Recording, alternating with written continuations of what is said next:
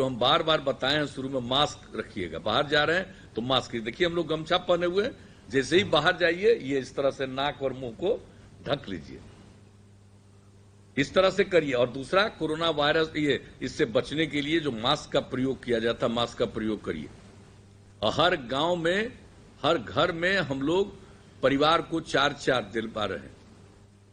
शहर में भी इसका इंतजाम किया जा रहा है, जो गरीब तबके के लोग हैं। बाकी लोग तो ये साधारण चीज है, जीविका से लेकर चारों तरफ से मास्क का उत्पादन किया जा रहा है, तो इसका प्रयोग जरूर करिएगा।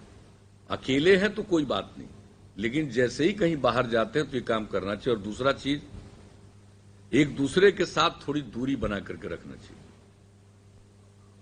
2 गज की दूरी बना करके रखना चाहिए। और यहां पर देख लीजिए, हम लोग मीटिंग कर रहे हैं और कई हमारे साथी बैठे हुए हैं, तो हम लोग पर नजर दौड़ाइए, हम लोग 2 मीटर से ज्यादा दूरी पर है, तो एक एक चीज का अनुपालन करते हैं।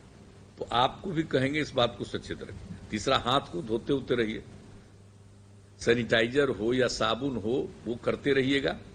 और एक बात और है बहुत महत्वपूर्ण, वह है कि अब तो लॉकडाउन खत्म कर दिया गया, अब लोग बाहर जा सकते हैं, लेकिन जिनकी उम्र 65 साल से ज्यादा है, जो गर्भवती महिलाएं हैं, जो 10 साल से कम उम्र के बच्चे और बच्चियां हैं, और जो अन्य किसी बीमारी से गंभीर रूप से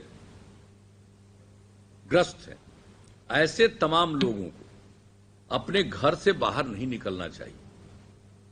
लॉकडाउन खत्म हो गया है, लेकिन इन लोगों पर ध्यान, जरूरत है, बहुत जरूरी है, इलाज कराने जाना है, कोई खास बात है तो जाना है सतर्क होकर के। लेकिन आम तौर पर लोगों को इस बात के लिए सचेत करना और खुद भी सचेत रहना। जितने लोगों को जानते हैं, अपने गांव, कस्बे, मोहल्ले, टोले, सब जगह लोगों को बताइए और खुद भी सजग रहिए। जब खुद भी रहिएगा सजग, तभी ना दूसरे पर असर पड़ेगा। तो आप सब लोगों से हम प्रार्थना करेंगे कि लॉकडाउन को लेकर के इस बात को जाने रहिए। और एक बात लोगों को जान लीजिए, हमने पहले भी बता दिया है, पंचायत स्तर तक की जानकारी हो गई है। ये जो हम लोग चलाए क्वारंटाइन सेंटर, प्रखंड स्तर पर बाहर से आने वाले लोगों को रख के 15 लाख से ज्यादा लोगों को रखा गया। एक आदमी पर राज्य सरकार का खर्चा हुआ है 14 दिन में 5300 रुपया, 5300 रुपया। ये जो बिहार में हम लोग काम करते हैं, लोगों की सेवा करते हैं, हम लोग चुनाव ये सब प्रचार उचार नहीं करते।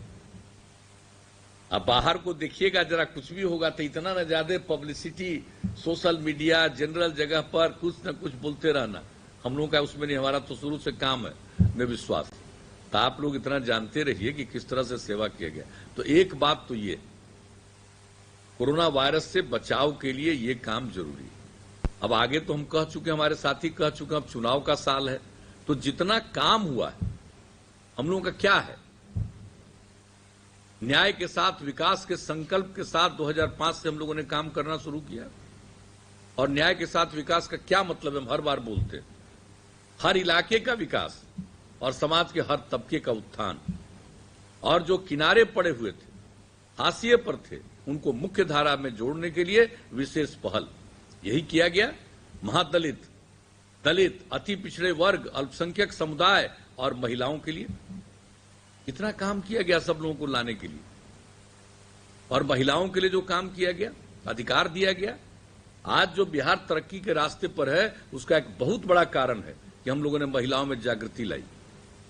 और अब देख लीजिए कितने जनप्रतिनिधि महिलाएं, कहां कोई सोचता था कभी। पंचायती राज संस्थाओं में, नगर निकायों में हम लोगों ने आरक्षण दिया महिलाओं को 50% का, जो इसकी कल्पना नहीं कोई कर सकता था। अब कितनी बड़ी संख्या में जनप्रतिनिधि हैं। और 7 निश्चय में हमने ऐलान कर दिया इस बार के टर्म में कि हर महिला को 35% का सरकारी सेवाओं में आरक्षण मिलेगा। फरवरी 2016 में ही लागू हो गया। और उसके पहले पुलिस में हमने कर दिया था द्वितीय टर्म में ही, कि पुलिस बल की बहाली में महिलाओं को 35% का आरक्षण। आज जितनी पुलिस में महिलाएं हैं बिहार में, शायद ही आपको किसी राज्य में दिखेगी। तो ये सब काम जो किया, अब महिलाओं की जागृति के लिए, न सिर्फ पढ़ाई के लिए काम किया, बल्कि बाकी के लिए देहाती इलाकों में जो हम लोगों ने जीविका समूह बनाया, स्वयं सहायता समूह, महिलाएं कितनी जागृत हुई हैं? 10 लाख स्वयं सहायता समूह का लक्ष्य है, 9.5 लाख के करीब हो चुका है। 1 करोड़ से ज्यादा परिवार की महिलाएं जुड़ गई हैं स्वयं सहायता समूह से। और कैसी स्थिति है, अब कितनी जागृति आ गई है, एक एक चीज के बारे में जो बात जानती हैं, नया नया काम करती हैं, परिवार की अब आमदनी बढ़ रही है और महिलाओं की जो शक्ति है उसका सदुपयोग हो रहा है बिहार के को आगे बढ़ने के लिए। तो ये साधारण बात नहीं, हम लोग जो काम करते रहते हैं। बच्चियों को क्या उनकी स्थिति थी, लोग गरीबी के कारण अपनी बेटी को तो मिडिल स्कूल भी नहीं भेज पाते थे। हमने पोशाक योजना शुरू की, उसके बाद देखा कि खाली उसको 8वीं तक पढ़ाएंगे, कम से कम मैट्रिक तो पढ़े, तब साइकिल योजना की शुरुआत की। तो आज देख लीजिए लड़का और लड़की की संख्या अब हाई स्कूल के लेवल पर।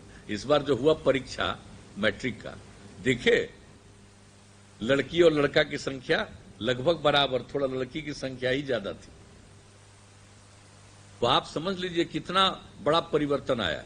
और अब तो हम चाह रहे हैं, क्या है देश में, अपने बिहार में आबादी का घनत्व तो कितना ज्यादा है। 1 वर्ग किलोमीटर में जो देश में औसत आबादी है, 1 वर्ग किलोमीटर में अपने बिहार में उससे तिगुनी आबादी है। शायद ही दुनिया में भी इतना ज्यादा घनी आबादी न हो। तो ये जो हम लोगों का था, पहले किसी को ध्यान था जी क्या करेगा समाज में, तो हम लोगों ने जागृति लाई। और जागृति लाने के लिए कोशिश किया, देखा कि कैसे, सिर्फ कह देने से होगा कि कम बच्चा पैदा करो। हमने इसका आकलन किया कि कैसे होगा। तो जब देखा कि जरा जान लीजिए, फिर पहले भी आपको कहे होंगे, आप लोगों के बीच में आपको ध्यान होगा, याद करिएगा, जिस तरह से हिंदुस्तान भर का सर्वेक्षण आया कि अगर पति पत्नी में पत्नी मैट्रिक पास है तो देश भर में भी उस समय प्रजनन दर 2, और बिहार में भी अगर जहां पति पत्नी में पत्नी मैट्रिक पास थी उसका भी प्रजनन दर 2।